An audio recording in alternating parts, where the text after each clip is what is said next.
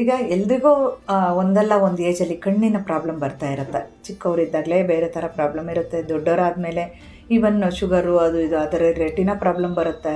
ಹಾಗೆಯೇ ತುಂಬ ದೃಷ್ಟಿ ದೋಷಗಳು ಅಂತಂದರೆ ಪವರ್ ಪ್ರಾಬ್ಲಮ್ಸು, ಚಾಳೀಸ್ ಆಗಿರ್ಬೋದು. 40 ವರ್ಷ ದಾಟಿದ್ಮೇಲೆ ಎಷ್ಟೋ ಜನಕ್ಕೆ ಕಣ್ಣು ಕಾಣಿಸೋದು ತುಂಬ ಕಡಿಮೆ ಆಗ್ತಾ ಹೋಗುತ್ತೆ. ಯಾಕಂದರೆ ಇಲ್ಲಿ ಐ ನರ್ವ್ ಏನಾಗುತ್ತೆ, ಡ್ಯಾಮೇಜ್ ಆಗ್ತಾ ಹೋಗುವಂಥದ್ದು. ಸೊ ಅದಕ್ಕೆ ಸಿಂಪಲ್ ಎಕ್ಸಸೈಸ್ ಇರುವಂಥದ್ದೇ ತ್ರಾಟಕ. ಅಂದರೆ ನೀವು ಬಿಂದು ತ್ರಾಟಕ, ಜತೃ ತ್ರಾಟಕ, ಸೊ ಈ ಥರ ತ್ರಾಟಕ ಮಾಡ್ಬೋದು. ಅಂದರೆ ನಾವು ಕೈ ಬೆರಳನ್ನು ಯೂಸ್ ಮಾಡಿಬಿಟ್ಟು ಮಾಡುವಂಥದ್ದು ಜತೃ ತ್ರಾಟಕ. ಬಿಂದುನ ಒಂದು ಕಡೆ ಇಟ್ಟು ಮಾಡಿದ್ರೆ ಬಿಂದು ತ್ರಾಟಕ. ಹಾಗೆಯೇ ದೀಪ ಇಟ್ಟು ಮಾಡಿದಾಗ ದೀಪ ತ್ರಾಟಕ. ಇದನ್ನೆಲ್ಲ ಫಾಲೋ ಮಾಡಬೇಕು. ಬಟ್ ಅದು ವಿತ್ ಗೈಡೆನ್ಸಲ್ಲಿ ಮಾಡಿದ್ರೆ ತುಂಬಾ ಒಳ್ಳೆಯದು. ಆಮೇಲೆ ಕಣ್ಣು ಸುತ್ತ ನೀವು ಮಸಾಜ್ ಕೊಡಬೇಕು.